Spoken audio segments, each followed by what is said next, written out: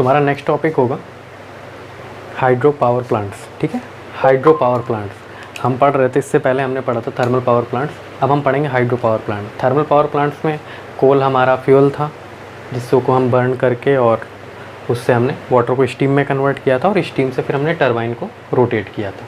ठीक है, उसी तरीके से हाइड्रो से क्या है, डायरेक्टली हम वाटर का यूज़ करके टरबाइन को रोटेट करेंगे और फिर उससे इलेक्ट्रिसिटी प्रोड्यूस करेंगे। ठीक है, अब इसमें सबसे पहले समझते हैं, हमने फिगर बना करके रखा हुआ है ताकि ईज़िली आप समझ सकें।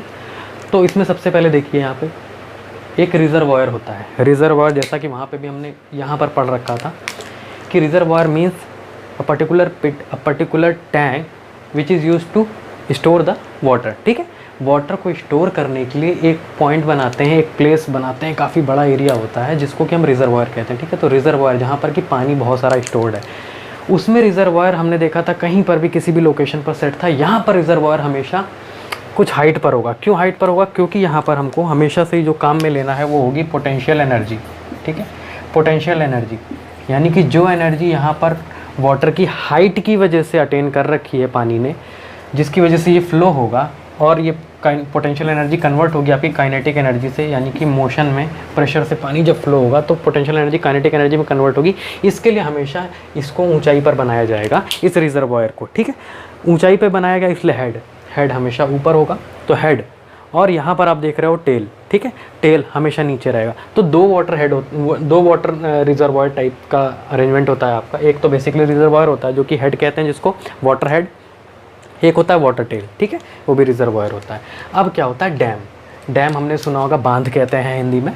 तो डैम बेसिकली कुछ नहीं होता और गेट्स होते हैं ये। ठीक है, ये गेट्स होते हैं। यहाँ पर और भी कई सारे अरेंजमेंट होते हैं, यहाँ गेट लगे रहते हैं। Gate means to obstruct the water. ठीक है, ब्लॉक करना वाटर के फ्लो को या खोलना वाटर के फ्लो को।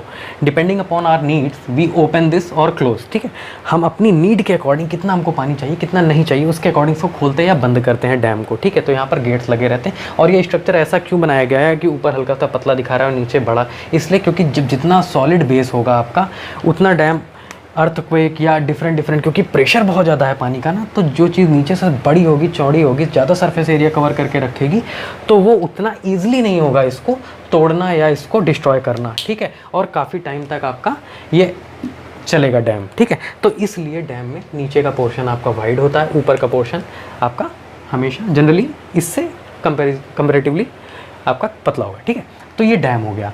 तो डैम से यहाँ पर कई सारे आपके पैसेज बनाए गए होंगे जिसमें कि पाइप्स लगा रखी होंगी, तो यहाँ से पानी फ्लो करता है।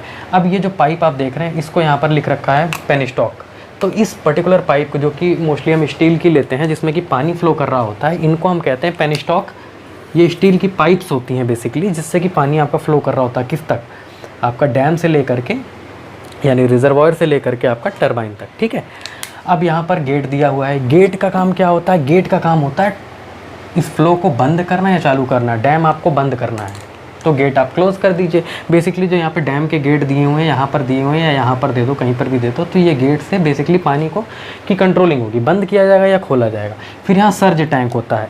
ठीक, गेट का काम समझ गए। सर्ज टैंक बहुत इंपॉर्टेंट होता है, इसलिए इंपॉर्टेंट होता है कि कभी कभी ये पानी जैसे हमने ओशन से ले रखे हैं, रिवर से ले रखे हैं, कभी हाई टाइड आती है, टाइड आती है। ठीक है, टाइड आती है जिसको ज्वार भाटा कहते हैं। तो टाइड्स आती हैं जब, तो ये पानी का फ्लो बहुत बढ़ जाता है, यानी प्रेशर बहुत ज़्यादा हो जाता है। उस केस में पानी बहुत तेज़ से फ्लो करेगा, तो कुछ कंट्रोलिंग के लिए भी तो हमें चाहिए। तो ये बेसिकली एक स्टोरेज टैंक होता है जो कि काफ़ी बड़ा सा होता है, यहाँ पर छोटा सा दिख रहा है पर काफ़ी बड़ा होता है। और इसको इस तरीके से इसको डिज़ाइन किया जाता है कि ये इस फ्लो को, इस प्रेशर को मैनेज कर सके। ठीक है, इंस्टेंटली अगर कोई चीज़ बढ़ या घट रही है उसको मैनेज करने के लिए यहाँ पर कुछ पानी ऑलरेडी स्टोर्ड होता है। ठीक है, तो उसका काम होता है सर्ज टैंक। सर्ज का मतलब ही होता है कोई चीज़ आपका बहुत छोटे से टाइम में बहुत तेज़ी से बढ़ गई, एक इम्पल्स फॉर्म में बढ़ी हो, तो उसी को ही सर्ज कहते हैं। Sudden change, abrupt change. ठीक है, तो उसको मॉनिटर करने के लिए, उसको कंट्रोल में रख करके और टरबाइन अच्छे से काम करे और किसी भी तरीके का कोई आपको नुकसान ना हो, उसके लिए सर्ज टैंक का इस्तेमाल होता है। फिर आते हैं वेल्व। वेल्व हमने उसमें भी पढ़ा था कि हाँ, स्टीम के फ्लो को या यहाँ पर पानी के फ्लो को कम या ज़्यादा करने का काम करता है अकॉर्डिंग टू आर लोड। ठीक है, जितना भी लोड होगा, जिस तरीके की डिमांड होगी उसके अकॉर्डिंग टरबाइन को कितना आपका रोटेट करना है, किस एफिशिएंसी से रोटेट करना है या किस स्पीड से रोटेट करना है, उसके अकॉर्डिंग यहाँ पर आपका वेल्व में कंट्रोलिंग होगी, ठीक है। वेल्व ये भी आपका मैनुअली ऑपरेटेड पहले होते थे, अब आज की डेट में सब ऑटोमेटिक ऑपरेटेड है, कंप्यूटर ऑपरेटेड है, तो ये अपने आप ऑपरेटिंग इसकी कंप्यूटर से according to the load it operates, ठीक है। फिर आता है टरबाइन। आपका टरबाइन का वही फंडा है कि हाँ, टरबाइन आपका एक जनरली सिलेंड्रिकल होता है और यहाँ पे ऐसे ब्लेड्स होंगी आपकी, ठीक है। और ये ब्लेड्स, इस पे आपका पानी गिरता है, उस केस में स्टीम गिर रही थी, इस केस में पानी गिर रहा है और ये रोटेट करता है, जो कि कपल्ड होता है आपका जनरेटर से, और जनरेटर से फिर आपका इलेक्ट्रिसिटी बनती है। अब उस केस में जो आपका स्टीम था और वो ड्राफ्ट स्टीम जो कि आपका नीचे गिर रही थी, कहाँ पर, वहाँ पर जैसे आपकी ड्राफ्ट स्टीम गिर रही थी, कहाँ, कंडेंसर में गिर रही थी, उस तरीके से यहाँ पर ड्राफ्ट स्टीम ना होकर के ड्राफ्ट वाटर जो होगा वो कहाँ गिरेगा, इस जो टेल हेड आपने बना रखा है, टेल वाटर रिजर्वायर बना रखा है, इसमें आकर के गिरेगी, ठीक है। तो यहाँ पर जो भी एक्सेसिव पानी होगा जो कि आपके स्टीम पर गिरा है, उसके बाद उस पानी को कहीं जाना है तो वो आपका इस पास से होते हुए टेल में आकर के गिरेगा। इस पर्टिकुलर ट्यूब को जो आप अरेंजमेंट देख रहे हैं, इसको क्या कहेंगे, ड्राफ्ट ट्यूब, ठीक है। सारी चीज़ें यहाँ पर क्लियर हो गई। अब हम ये बात करते हैं कि यहाँ पर टरबाइंस जो यूज़ होंगी, ऑब्वियस सी बात है, ये स्टीम टरबाइंस तो है नहीं, ये वाटर टरबाइंस हैं, वाटर से ये ऑपरेट हो रही हैं, तो ये किस तरीके से काम करेंगी या कि कितने तरीके की होती हैं। तो बेसिकली 4 तरीके के हम इस्तेमाल करते हैं।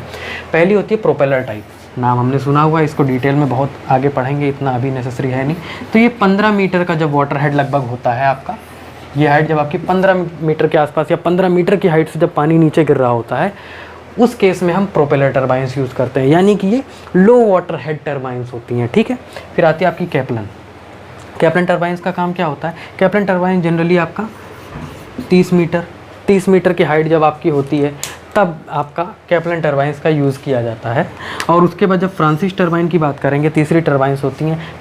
फ्रांसिस टरबाइंस का केस होता है आपका 10 मीटर से लेकर के आप 300 मीटर तक की अगर वाटर हेड है तो आप यूज़ कर सकते हैं। और पेल्टन टरबाइन जो होती है, ये अबव 300 मीटर यूज़ में आती है, ठीक है। तो 4 तरीके की टरबाइंस होती हैं, propeller turbine, Kaplan turbine, Francis turbine और पेल्टन टरबाइन, जो कि आपकी according to the water heads हम यूज़ में लाते हैं in case of hydro power plant. This is all about hydro power plant. Next lecture में हम आगे के प्लांट्स देखेंगे और भी चीज़ें पढ़ेंगे। Thank you so much.